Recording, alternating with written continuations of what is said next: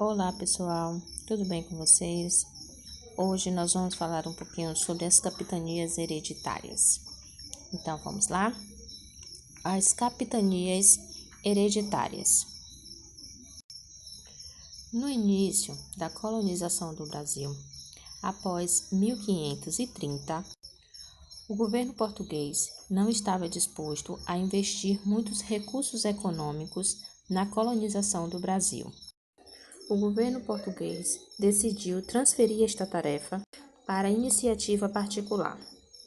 Sendo assim, em 1534, o rei de Portugal, Dom João III, ordenou a divisão do território brasileiro em 15 grandes porções de terra, chamadas de capitanias ou donatárias, e as entregou a pessoas que se habilitaram ao empreendimento, os chamados capitães ou donatários.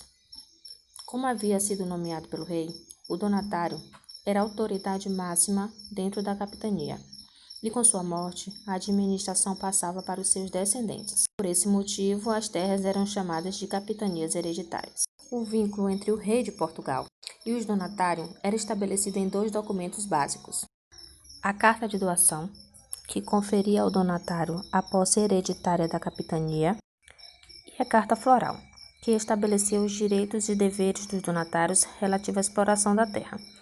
Os donatários tinham alguns deveres e direitos. Entre os principais direitos dos donatários, em destaque estavam criar vilas e distribuir terras chamadas de sesmarias a quem desejasse pudesse cultivá-las, exercer plena autoridade judicial e administrativa, escravizar os indígenas considerados inimigos, obrigando-os a trabalhar na lavoura, receber 5% dos lucros sobre o comércio do pau-brasil. E já entre os deveres, os donatários, eles estavam obrigados a assegurar ao rei de Portugal 10% dos lucros sobre todos os produtos da terra, 1/5 dos lucros sobre os metais e as pedras preciosas que fossem encontradas, e o monopólio da exploração do pau-brasil. Nessa divisão de direitos e deveres, o rei de Portugal reservava para ele os melhores benefícios que a terra poderia oferecer. Já as despesas necessárias pela obra colonizadora ficavam por conta dos donatários. Do ponto de vista econômico, poucas capitanias progrediram e obtiveram lucros, como Pernambuco e São Vicente, sobretudo com a produção de açúcar. As demais companhias não prosperaram, em decorrência de vários fatores.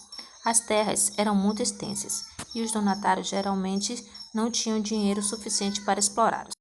Muitos perderam interesse pelas capitanias, acreditando que o retorno financeiro não compensaria o trabalho empenhado e o capital investido na produção.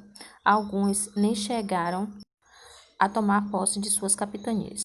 Os colonos tiveram que lutar contra os indígenas que defendiam as suas terras.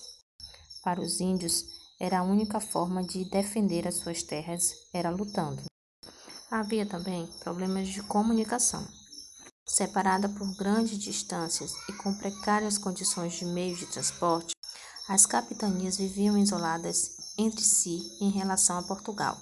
Uma viagem de navio da Bahia a Lisboa, por exemplo, durava 2 meses. Além disso, nem todas as capitanias tinham solo propício ao plantio da cana-de-açúcar, produção que mais interessava à coroa e aos comerciantes envolvidos do comércio colonial.